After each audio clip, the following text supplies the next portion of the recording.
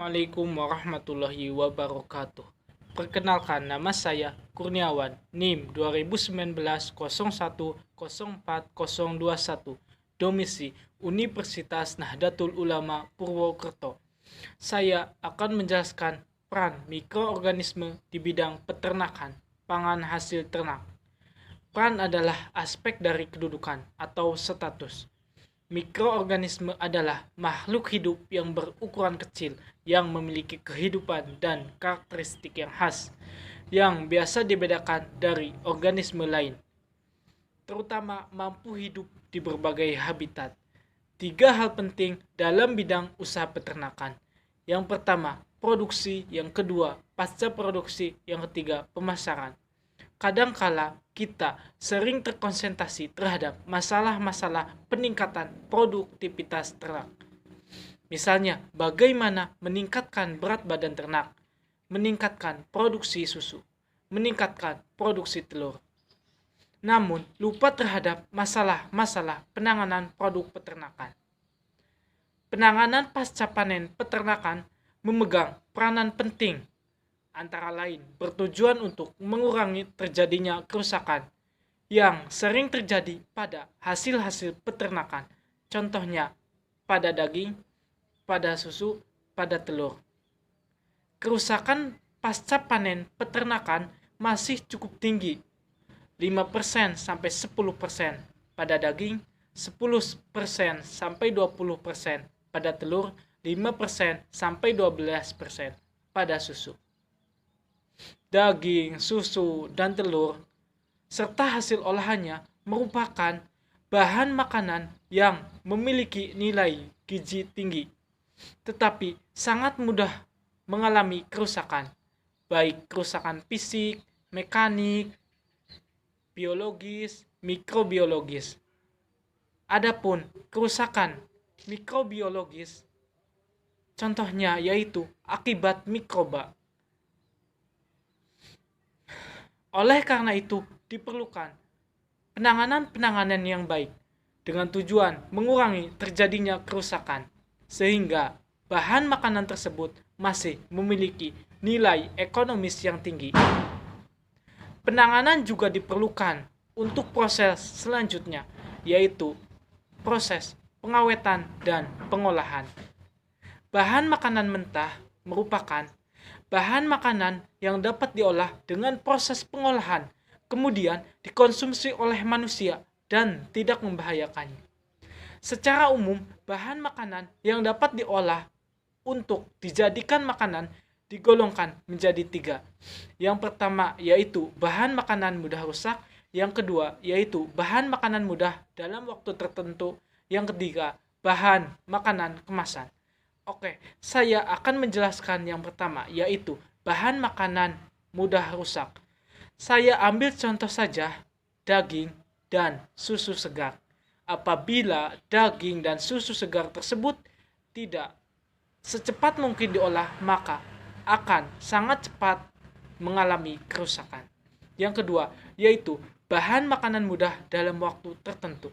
Saya ambil saja contohnya telur. Yang ketiga, yaitu bahan makanan kemasan. Saya ambil contoh saja sosis. Bahan makanan kemasan merupakan bahan makanan yang berasal dari hewani yang sudah dikemas.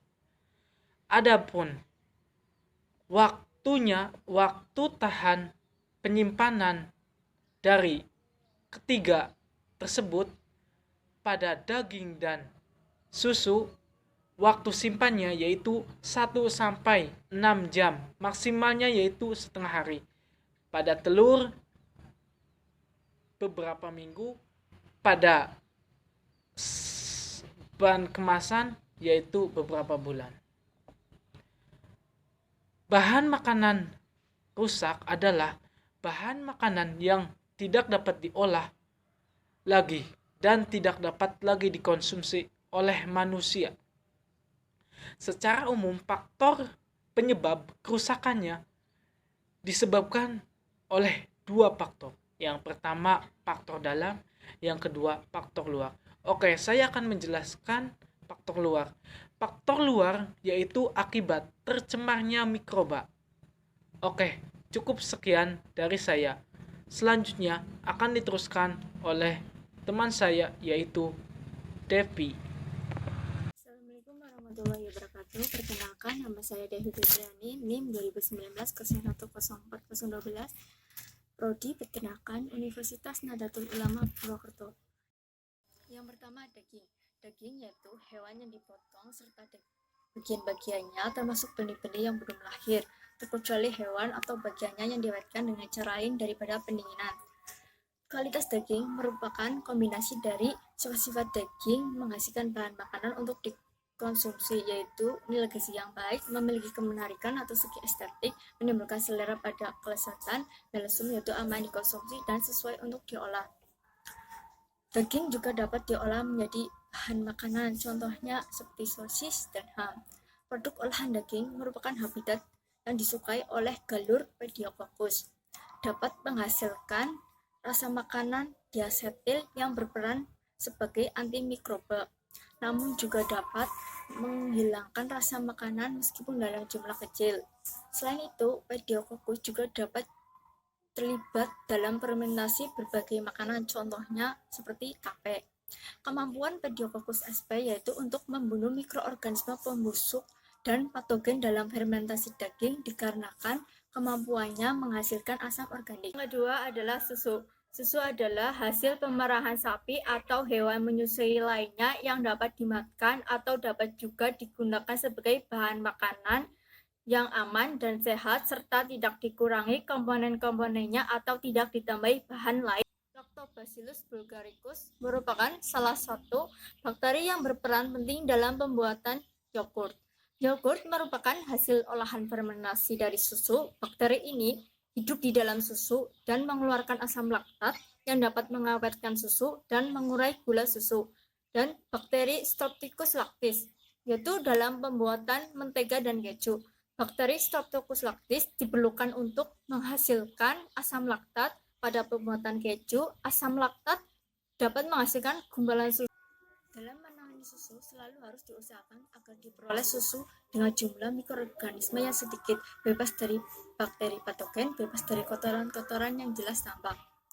Pendinginan susu, mikroorganisme yang masuk ke dalam susu segar atau mentah segera berkembang biak karena susu merupakan media yang sangat baik bagi pertumbuhan berbagai macam mikroorganisme. Laju pertumbuhan sangat dipengaruhi oleh faktor temperatur, penyimpanan, dan spesies mikroorganisme.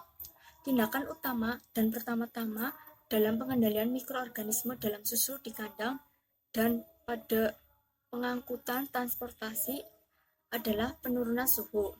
Penurunan suhu yang sedikit pun sudah banyak sekali artinya karena kebanyakan organisme kontaminan dalam susu dan yang cepat berkembang baik adalah organisme mesofil yang hidup dengan baik.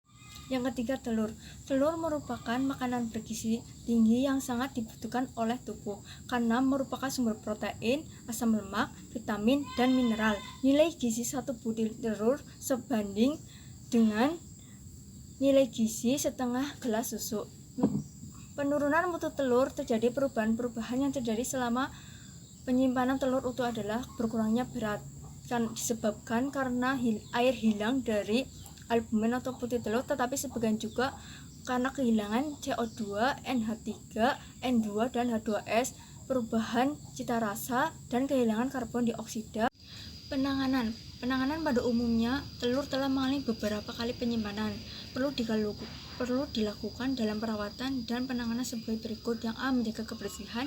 Yang B, pengumpulan telur biasanya dimasukkan ke dalam suhu 10-13 derajat dengan maksud untuk mengurangi kontaminasi dari telur, dan penguapan CO2 yang berlebihan yang akan merusak telur. Dan C, pendinginan biasanya dilakukan dengan suhu 0 derajat Celcius dan kelembapan 85-90%. Dan yang D, kamar pendingin. Dan E, pencucian biasanya dilakukan dengan alat mekanis dan yang terakhir, penyimpanan ditaruh dengan egg tray. Biasanya lama penyimpanan telur 3-4 bulan. Sekian penjelasan dari kelompok 2. Mohon maaf bila ada kata-kata yang kurang berkenan. Wassalamualaikum warahmatullahi wabarakatuh.